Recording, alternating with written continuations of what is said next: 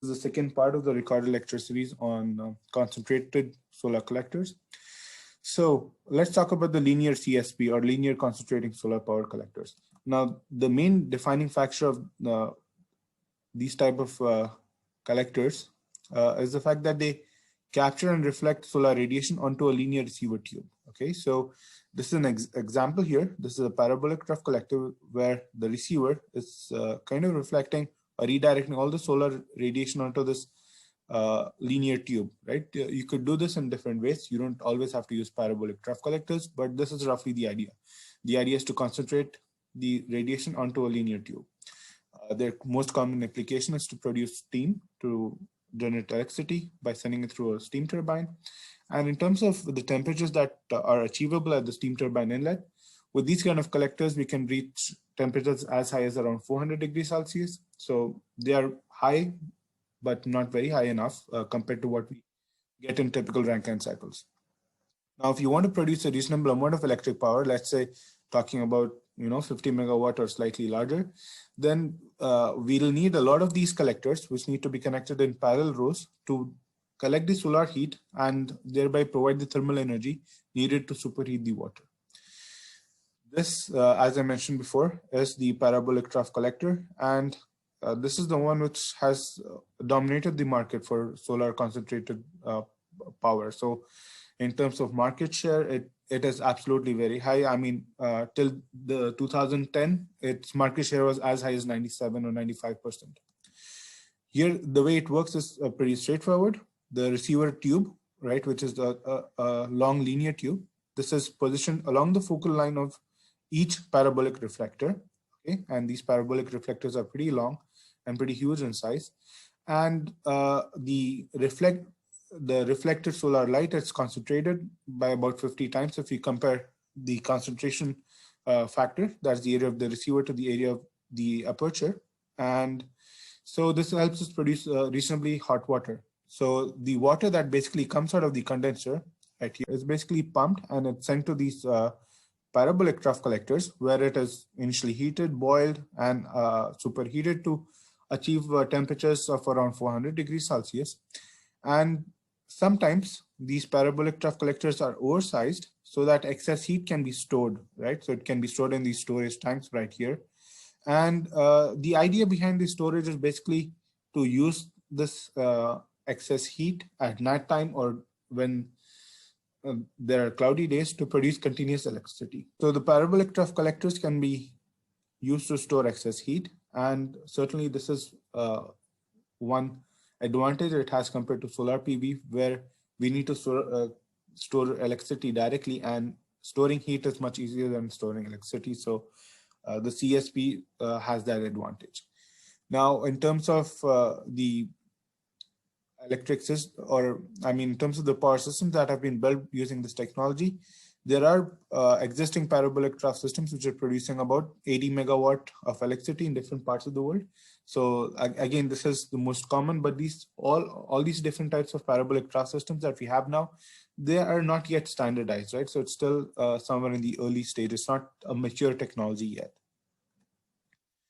So let's just talk about its implementation. So these solar plants are also integrated with conventional power plants which utilize natural gas, for example, or coal, right? And I mean, the idea behind integrating with these conventional power plants is basically to use the solar heat or the thermal energy from the solar radiation to heat up the water or to superheat the water as much as possible, and use the conventional system as some sort of a backup on cloudy days or for night when we don't have enough stored excess heat.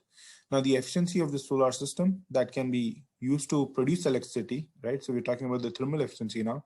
It is basically defined as the power produced divided by the solar radiation. So this is basically the power output of the turbine divided by the incident solar radiation. And here we are just talking about the area of the collector surface, right? So this is basically the area of the receiver, okay, right here. All right, so this is it for linear CSP collectors. Now let's talk a little bit about the other type of collectors, which are the point focus type collectors, right? And a very common or the most common example for this type of collectors is the solar power tower plant concept.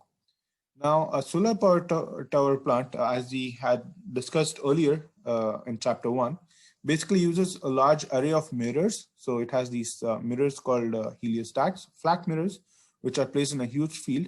And all these mirrors, they track the sun and reflect the solar radiation onto a receiver, which is mounted on the top of a tower, right? So that's where the name comes from. So you have a receiver here and all these mirrors. There's just one shown here, but there is a huge array of mirrors, right? 2,000, 3,000, or even more, which are used to reflect the solar radiation. And with this kind of collectors, the concentration ratio or the concentration factor that we get is much higher than what we get with linear CSP type. So we're talking about concentration factors of 500 around as compared to 50 for linear CSPs.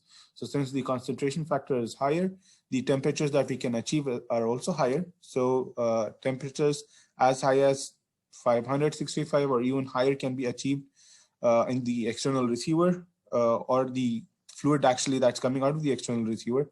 So here, normally molten salts are used for the storage, or it's used as a heat transfer medium. And then later on, the heat is transferred from these hot salts onto the water in a steam generator, which is simply sort of a heat exchanger right here. And the usual stuff goes on, right? So basically, we use the thermal energy of the sun to heat up the heat transfer fluid, which are typically molten salts. And then we use the hot molten salts, we send it through a heat exchanger to basically superheat the water. And once you have superheated steam, then you just send it through a turbine and produce power by connecting the turbine to a generator. So when we talk about the best known solar power tower plants, Solar One is the best known one, which is located in California. It has a rather small capacity of 10 megawatt. This tower, the tower that's used here in Solar One, is 91 meter high. And initially it used an oil sand storage unit, which was able to supply power for 3 to 4 hours after sunset. And initially the cost for these kind of systems were very high, as high as 10 times higher than the conventional fossil fuel power plants. But with standardization, with increase in the temperature that we can achieve at the exit of the receiver, right? The cost has reduced drastically, and in some regions it's only 2 times higher, right? It's still higher, but it's just 2 times higher as compared to being 10 times higher a long time back. So how did we achieve this cost reduction? Well, there are 2 things. One is standardization of components, right? And the other thing is basically better algorithms and better tracking has been used to focus the solar radiation onto a very narrow spot on the receiver. And through this, we have been able to achieve higher temperatures. So basically increase in output temperature, right? And standardization of the components has led to the cost reduction. Now, the Solar One was upgraded to Solar 2 back in '95, and they changed the